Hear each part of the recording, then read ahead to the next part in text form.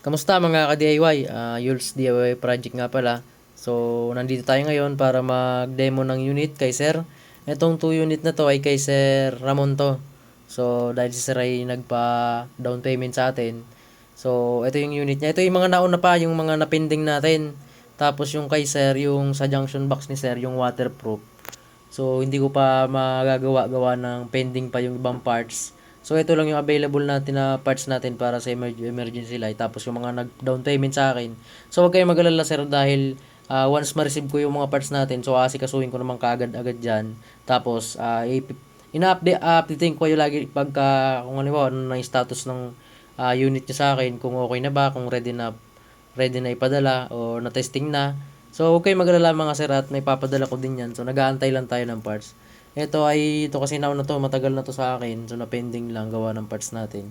Tapos ang battery ng motor natin, may 3 piraso pa tayong gagawin doon. Yun para serve din yun sa atin. Tapos itong isa, ito ay kababayan ko to. From Bakay Albay, kay sir.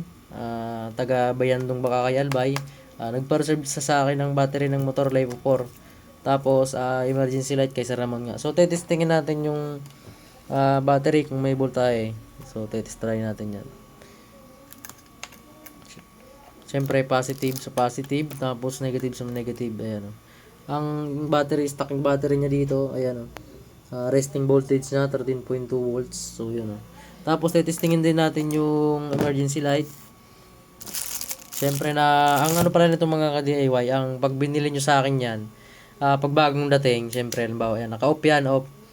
Kung gusto nyo siyang automatic, bawa, sinaksak nyo sa solar panel, on nyo yan, ang ano nyan, halimbawa, stock nyan, ganyan. Pagka-press nyo, mag-iilaw nyo ng kaunti, tapos i-on nyo yan, through remote na. Kaya baka magtaka kayo, sir, in-on ko na yung unit, tapos nag-off ulit. Hindi sir, papaganahin mo yan through remote. Sample, off, on natin. Yan yung on nya. Tapos, ipapower mo yan through remote. Yan, nag-off na. Tapos, ito, na-on ko na rin tong isa. Yan, na-on na. Mag-off ng kusa yan. Tapos, i-on mo yan through remote na. Try natin on. So, yan ang unit natin mga ka-DIY. Tapos, ikaw na bahala kung gusto mong tipirin yan. Kung gusto mo lang ay kalahati lang. Tapos, full bright. Tapos, may nakalagay dito auto.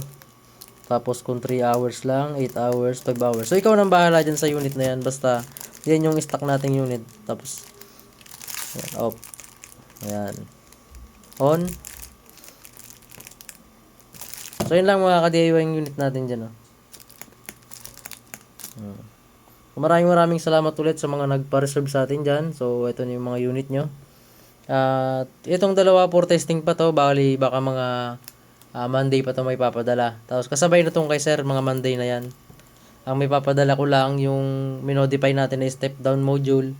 Tapos yung isang unit ng dito, may isa pa akong unit dito yung square. Okay lamang, na-update ko lang mga ka-DIY. Maraming salamat ulit sa patuloy na sumusuporta sa ating mga simpleng video lang at mga DIY tutorial. Hindi pa ako makapaggawa ng tutorial dahil medyo busy pa at may trabaho din tayong iba.